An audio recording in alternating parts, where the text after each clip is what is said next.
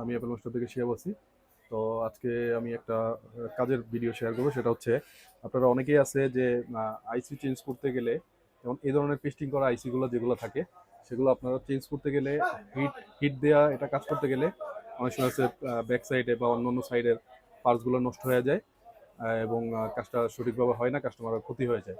তো এই আইসিগুলো আসলে কিভাবে আপনার সঠিকভাবে খোলা যায় হট গান ছাড়া, সেটা আমি আসলে আপনাকে এখন দেখাবো।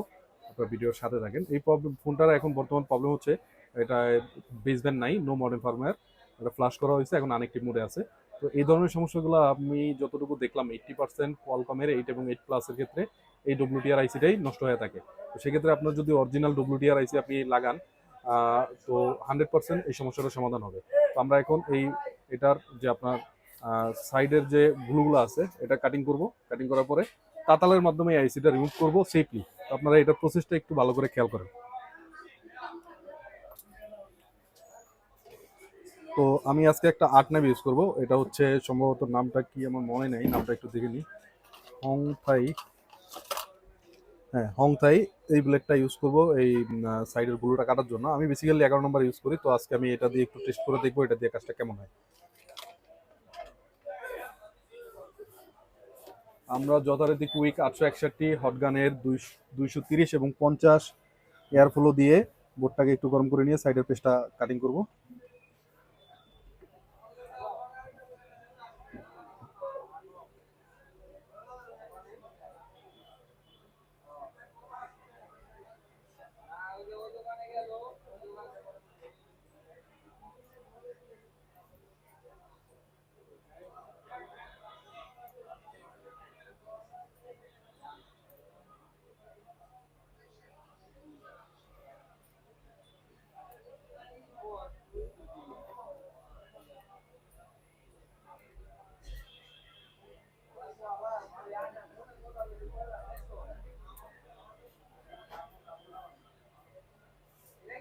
অলরেডি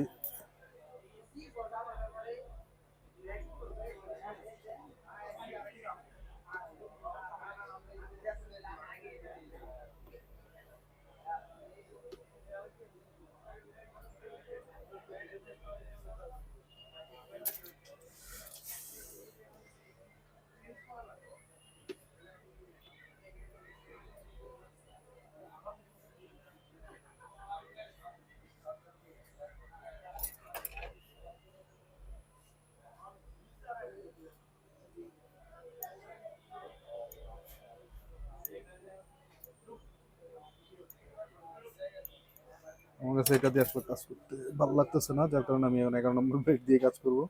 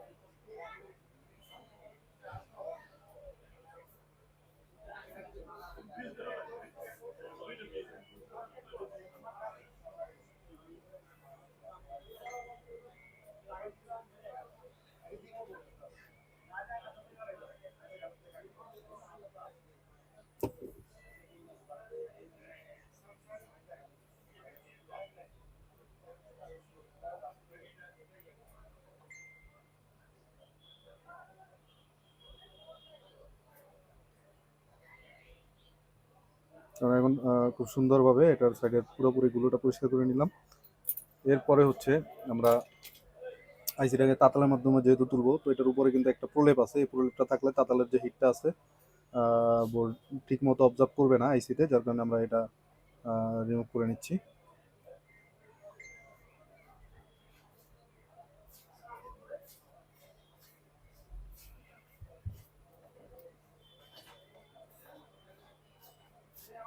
বিশেষ করে এই মেথডটা আপনার iPhone 7 7 প্লাসের যে অডিও আইসি আছে, যেটা অনেকেই আছে হটগান দিয়ে খুলতে গেলে আহ, কি হয়, বেসব্যান্ড আইসি ইনসুলেট হয়ে যায়, বেসব্যান্ড চলে যায়। এই সমস্যাটা হয় বিশেষ করে 7 7 প্লাসের ক্ষেত্রে। আমি অনেক দেখছি অনেককে এই ধরনের সমস্যা করে আমার কাছে এসে ফোন ঠিক করে নিয়ে গেছে। তো বিশেষ করে আপনারা এই মেথডটা আসলে 7 প্লাসের ক্ষেত্রে খুব ভালোভাবে ইউজ করতে পারবেন। এখন এটা আমরা পেস্ট দিয়ে নিলাম। পেস্ট দেওয়ার পরে ডিসোলার কয়েল নিব। আমরা আইসির যে সাইজটা আছে সাইজটা মোটামুটি একটা পরিমাপ করে ডিসোলার কয়েল কেটে নিব।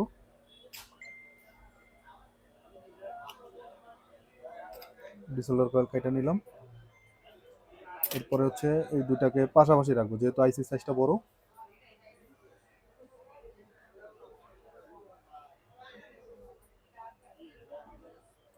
এটা পাশাপাশি রাখলাম।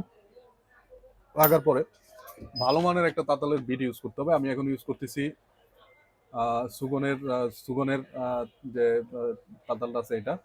তো এটার আমার টেম্পারেচার সেট করে দিব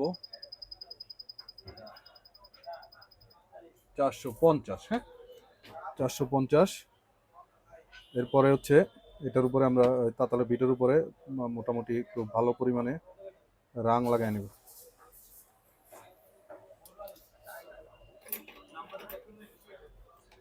রাং লাগানোর পরে আমরা যে ডিসেলের কয়েল আছে এটার উপরে ধরলাম, ধরে একটু খেয়াল করেন, আমি কিন্তু একটু নাড়ায় নাড়ায় নিতেছি। হ্যাঁ, এতে করে কি হবে, হিটটা সব জায়গায় হিটটা সঠিকভাবে পৌঁছাবে, যে এক জায়গায় কম এক জায়গায় বেশি এরকম না।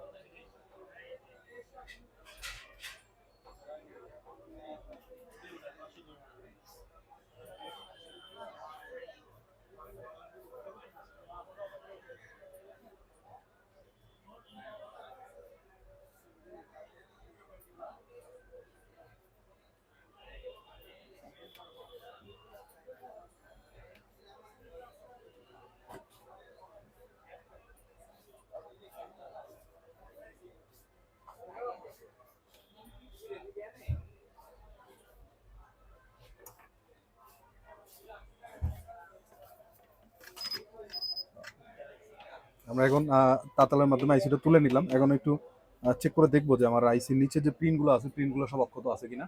আপনারা একটু মাইক্রোস্কোপের মনিটরে খেয়াল করে দেখবেন যে আমার প্রত্যেকটা প্রিন্ট কিন্তু অক্ষত আছে, প্রত্যেকটা প্রিন্ট। তো আপনারা যদি এই মেথডে যদি কাজ করেন সেক্ষেত্রে আপনাদের একটা প্রিন্টও ইনশাল্লাহ নষ্ট হবে না, এবং সবচেয়ে ইম্পর্টেন্ট যেটা, আপনার মাদারবোর্ডটা ড্যামেজ হবে না। এরপরে আমরা বোর্ডটা ক্লিন করে নিই। এখানে আমি ফ্লক্স পেস্ট দিয়ে নিলাম। দেওয়ার পরে নিচের যে বলগুলো আছে যেটা ফ্যাক্টরি থেকে দেওয়া আছে এটা একটু হাই টেম্পার হয়। হ্যাঁ, যার কারণে আমরা এটা একটু লো টেম্পার করে নিব। লো টেম্পার করার জন্য কি করবো, এক্সট্রা রাং ইউজ করব।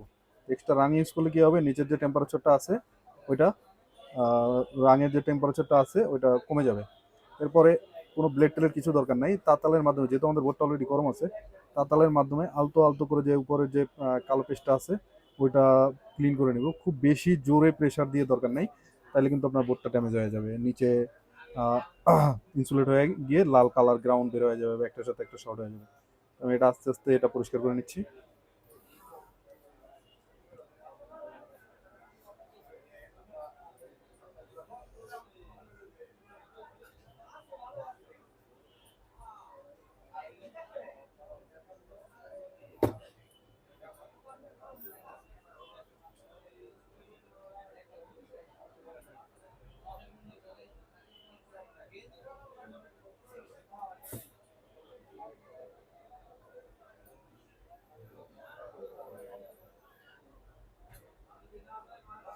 আমি পুরোপুরি বোর্ডটা ক্লিন করে নিলাম।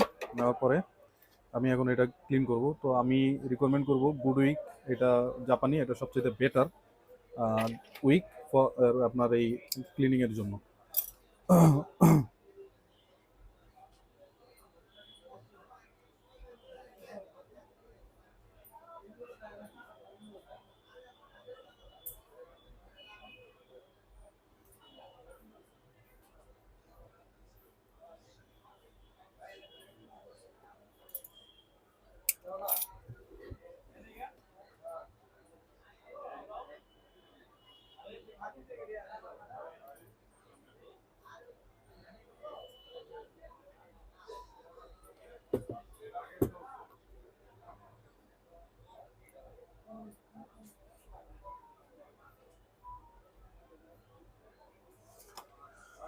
আমার নিচে পেস্ট ক্লিন করা হয়ে গেছে। এখন হচ্ছে এটার উপরে যে ফ্লক্স পেস্টগুলো এবং অন্যান্য ময়লাগুলো আছে সেগুলো ক্লিন করে নিব।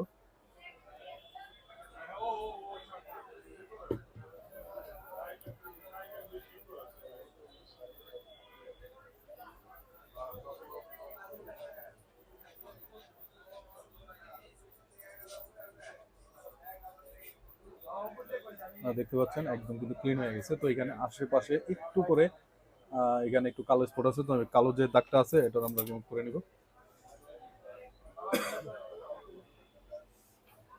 বিশেষ করে এটা হচ্ছে পেস্টের একটা অবশিষ্ট লেয়ার, তো এটা আমরা ক্লিন করে নিব। তাহলে কি হবে, আইসিটা সঠিক জায়গায় সঠিকভাবে বসে যাবে, না হলে একটু উঁচু নিচু হওয়ার সম্ভাবনা আছে। আমাদের এটা ক্লিন হয়ে গেছে।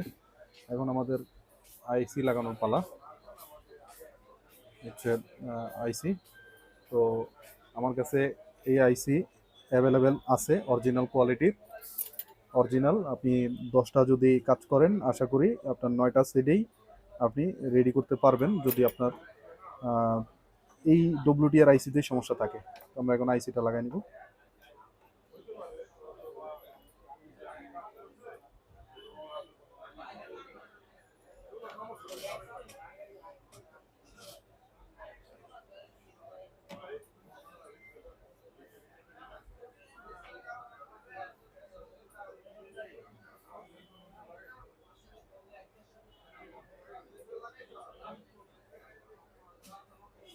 এখন আমি আবার সেই কুইকের হটগান দিয়ে এটা লাগাবো 861 ডিডব্লিউ।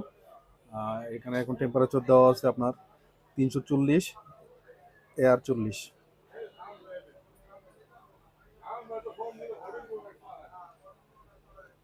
একবারে প্রেশার দিয়ে হিট দেওয়ার দরকার নেই, চারদিকে আস্তে আস্তে আস্তে আস্তে হিট দিয়ে বোর্ডটা একটু গরম করে নিয়ে তারপরে নিচের দিকে যাওয়াটাই বেটার। আর খুব বেশি মাত্রায় ফ্লক্স পেজ দিবেন না, সেক্ষেত্রে এই যে আইসি মুভমেন্ট করার ভয় থাকে।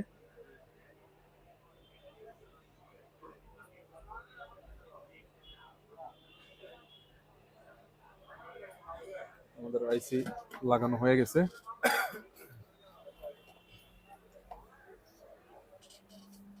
থ্যাংক ইউ, সবাই ভালো থাকবেন। এরকম আরও ভিডিও পেতে লাইক শেয়ার কমেন্ট করবেন। ধন্যবাদ।